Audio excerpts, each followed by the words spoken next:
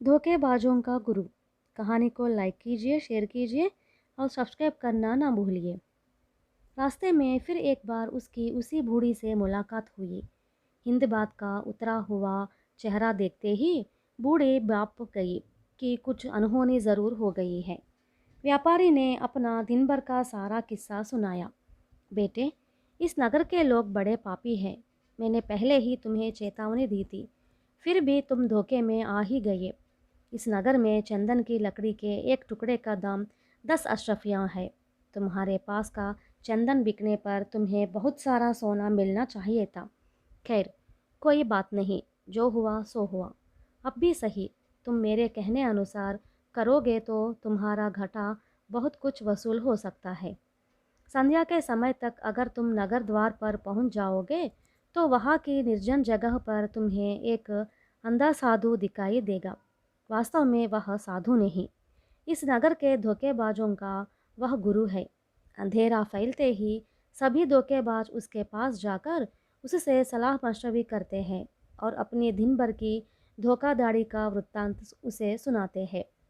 यदि तुम वही कहीं छिपकर उनका वार्तालाप सुन सको तो तुम्हें अपना पैसा वसूलने का रास्ता मिल सकता है।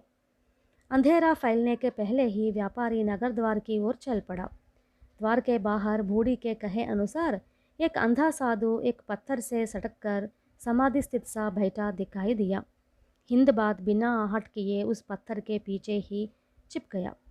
अंधेरा होते ही नगर के सभी धोखेबाज आकर एक एक करके भक्तों की भांति साधु के सामने बैठ गए और अपनी अपनी दिन भर की धोखाधड़ी का परिचय देने लगे। उनमें व्यापारी को धोखा देने वाले चारों व्यक्ति भी मौजूद थे।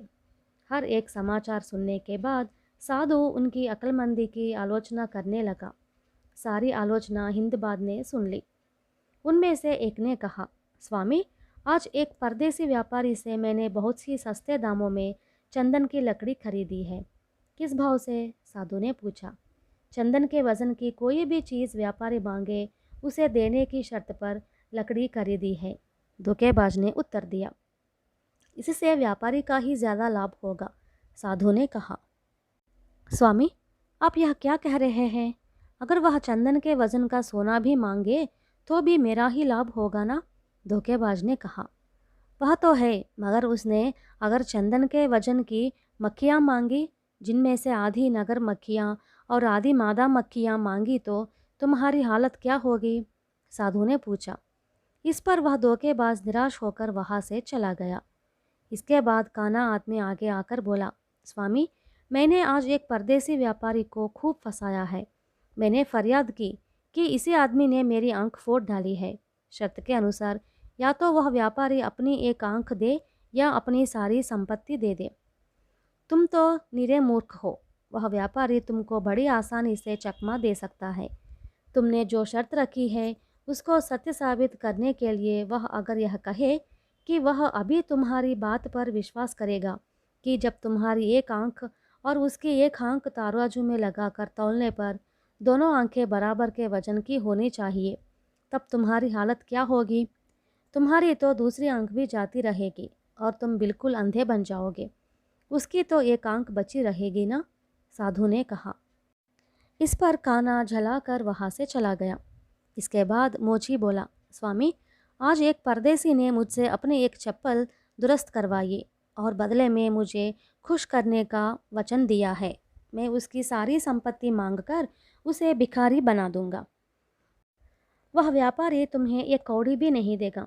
समझ लो वह तुमसे यह पूछ बैठे, हमारे सुल्तान के सभी दुश्मनों का नाश हो गया है, उनका सामना करने वाला इस विश्व में और कोई है ही नहीं। यह खबर सुनकर तुम खुश हो ना? तुम्हें तब लाचार होकर कहना ही पड़ेगा कि हाँ हाँ मैं खुश हूँ, वरना सैनिक तुम्हारी हड्डी पसली तोड़ देंगे, साधु ने कहा। तब वह मोची मन ही मन अपने आप को कोसता हुआ चला गया। इसके बाद जुआखोर साधु के सामने आकर बोला, स्वामी, आज मैंने एक परदेसी को जुए में हरा दिया। मैंने दांव में यह शर्त रखी थी कि जुए में हारने पर उसे समुद्र का सारा जल पीना पड़ेगा, वरना उसे मुझे उसकी सारी संपत्ति सौंप देनी होगी। वह व्यापारी तुम्हें कुछ भी नहीं देगा। मान लो वह कहेगा कि समुद्र का सारा जल तुम अपनी अंजलि में भरकर लाओ तो वह पी लेगा, तब तुम्हारी हालत क्या होगी? साधु ने पूछा। यह सारा वार्तालाप हिंदबाद ने सुन लिया था, इसलिए दूसरे दिन उसे धोखा देने वाले चारों दगाबाजों को आसानी से चकमा दे गया। चंदन के बराबर वजन की मक्खियों को, जिनमें आधी मादा और आधी नर मक्खियाँ ना दे सकने की हालत में पहले धोखेबाज ने प्रत्येक चंदन के टुकड़े की कीमत 10 अशवियों के हिसाब से धन चुकाया। इसी प्रकार बाकी तीनों ठग हिंदबाद को सही समाधान न दे सकने की हालत में उससे माफ़ी मांगकर गर्दन झुकाए चले गए। व्यापारी ने चंदन का पूरा पैसा वसूल करके पूरे नगर को छानकर बूढ़ी का पता लगाया, उसे कुछ सोना इनाम दिया और मन में निश्चय किया कि जिंदगी भर फिर भूल कर भी इस नगर में कदम नहीं रखेगा। अपना धन लेकर खुशी खुशी वह बागदाद लौट गया।